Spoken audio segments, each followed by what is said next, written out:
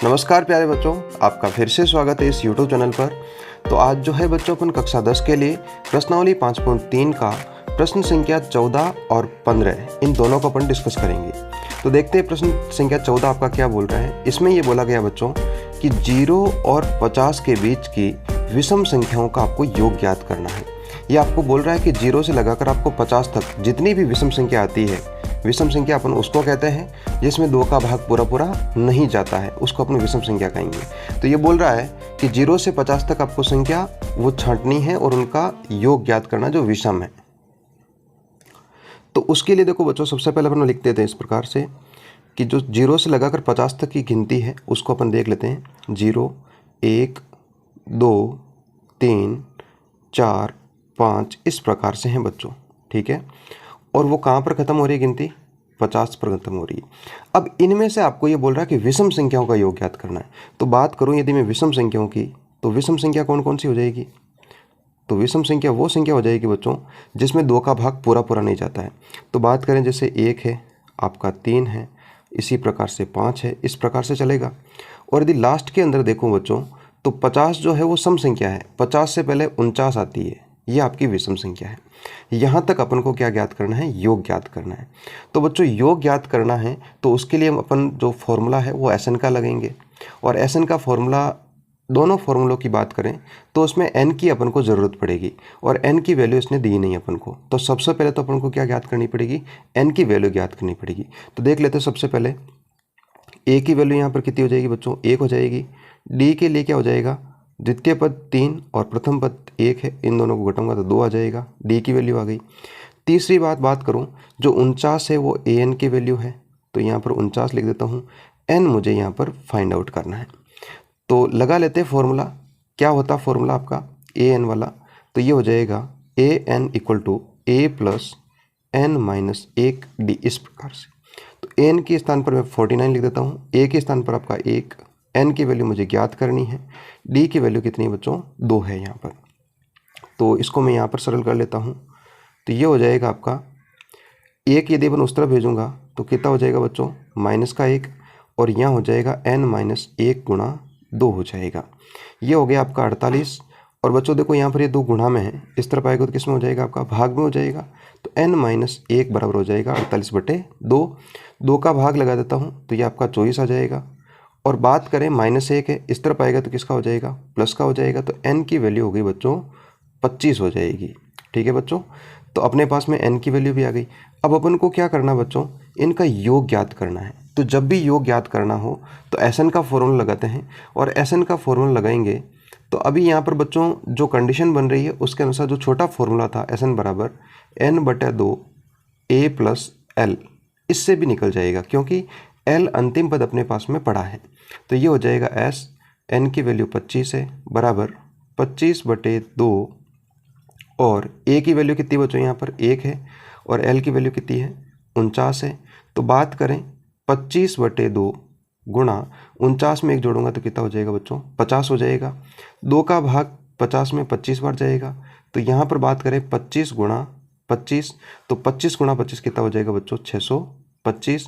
तो इसी प्रकार से बात करूं मैं कि जो 0 से लगाकर 50 तक की विषम संख्या है उनका जो योग है वो अपने पास में कितना है बच्चों? 25 आ जाएगा। तो बस बिल्कुल सिंपल सा क्वेश्चन था कि 0 से 50 के बीच में जो विषम संख्या है उनका अपन को योग ज्ञात करना था। तो अपन ने इसको अच्छे से इसका योग ज्ञात कर चुके हैं। देखते हैं बच्चों नेक्स्ट क्वेश्चन क्या दे रखा आपका। नेक्स्ट क्वेश्चन बच्चों दे रखा है, इसमें थोड़ा सा लेंदी क्वेश्चन है लेकिन आपका इजी क्वेश्चन रहेगा। देखते हैं इसमें यह बोला गया है कि निर्माण कार्य से संबंधित, क्वेश्चन नंबर 15 है आपका, कि निर्माण कार्य से संबंधित किसी ठेके में एक निश्चित तिथि के बाद कार्य को विलंब से पूरा करने के लिए जुर्माना लगाने का प्रावधान है। इस प्रकार है कि बच्चों इसमें इस क्वेश्चन में इस प्रकार बोला गया है कि मान लो कोई ठेकेदार है और वो कोई कार्य कर रहा है और उसको कुछ टाइम लिमिट दे रखी है, और उसके बाद उसने बोला कि यदि उस टाइम लिमिट में या उस समय सीमा में यदि वो कार्य नहीं करता है तो ये बता रहा है कि उसका जुर्माना लगेगा। कैसे लगेगा? पहले दिन का जुर्माना 200 रुपये, दूसरे दिन का 250, तीसरे दिन का 300 रुपये, इस प्रकार से लगता है। और इसने बोला कि प्रत्येक उत्तरोत्तर दिन का जुर्माना अपने से ठीक पहले दिन के जुर्माने से 50 रुपये अधिक है। ये बोला जैसे आज आपका जुर्माना 200 लगा तो अगला जो जुर्माना है वो 50 रुपये अधिक राशि का जुड़ेगा, इस प्रकार से बोल रहा है। तो एक ठेकेदार को जुर्माने के रूप में कितनी राशि अदा करनी पड़ेगी यदि वह इस कार्य को 30 दिन तक विलंब करता है। कहने का मतलब बच्चों ये है कि वो जो कार्य को लेट कर रहा है वो कितने दिन तक कर रहा है, 30 दिनों तक कर रहा है। तो अपने पास में बात करें बच्चों, सबसे पहले प्रारंभिक रूप से आपका जुर्माना कितना लगा, 200 लगा। आप इसको बड़े अच्छे से इसको लिख सकते हो कि प्रारंभिक जुर्माना आपका 200 है, उसके बाद में जो वृद्धि है वो आपकी 50 रुपये की है, इस प्रकार भी अपन लिख सकते हैं। लेकिन मैं इसको डायरेक्ट कर देता हूँ इस प्रकार से कि सबसे पहले बच्चों जो जुर्माना है वो आया था अपने पास में, पहले दिन का जुर्माना कितना था, 200 था, तो मैं लिख देता हूँ 200। दूसरे दिन का जुर्माना जो है वो 250 हुआ, तीसरे दिन का 300 है, इस प्रकार से बढ़ता गया। और ये कितने दिनों का है बच्चों, 30 दिनों का है, ठीक है ना, 30 दिनों का जुर्माना है। यहाँ पर अपन लिख सकते हैं छोटी सी बात कि प्रारंभिक जुर्माना, तो प्रारंभिक जुर्माना जो है वो कितना हो जाएगा आपका, 200 हो जाएगा, और वृद्धि राशि वो कितनी है, 50 रुपये है, ठीक है। ये आपका सॉल्यूशन हो जाएगा इस प्रकार से। तो बात करें बच्चों, ये अपने पास में एक समांतर श्रेणी आ गई, 200, 250, 300, इस प्रकार से 30 दिनों तक है।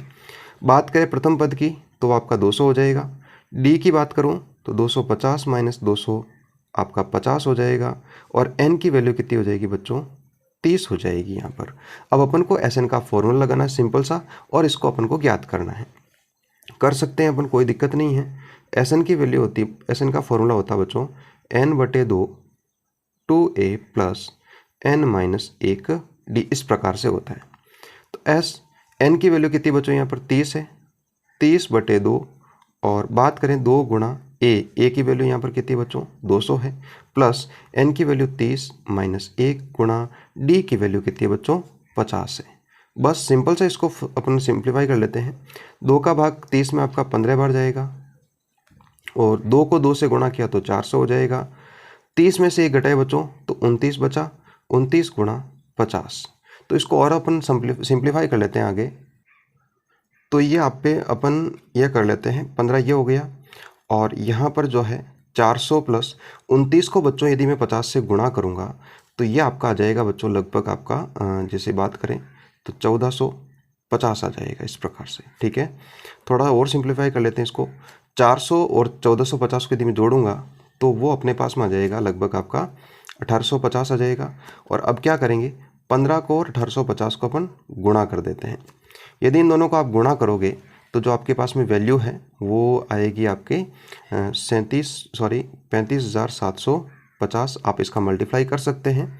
तो बात आ गई कि उस जो ठेकेदार है उसको लगभग 30 दिनों तक जो विलंब राशि है, उसको जुर्माने की राशि है, वो कितनी देनी पड़ेगी, 35,750 रुपये।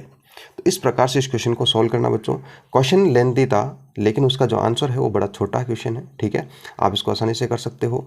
तो बच्चों आशा करता हूँ कि ये क्वेश्चन आपको बहुत अच्छे से समझ में आया होगा। इसकी आप प्रैक्टिस करें, आपसे ये अच्छे से क्वेश्चन सॉल्व हो जाएगा।